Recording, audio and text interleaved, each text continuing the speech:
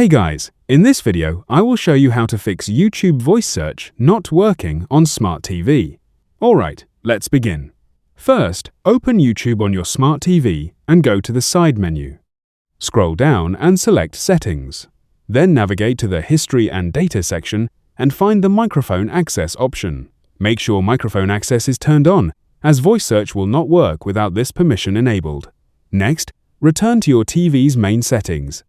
Open the Applications section and enter your PIN if prompted for verification. From there, select Manage Installed Applications and scroll down until you find YouTube.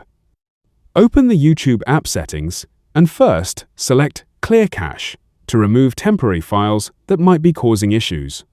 After that, choose Clear Data to reset the app completely. Finally, uninstall the YouTube app and reinstall it from the App Store to ensure you are using the latest version.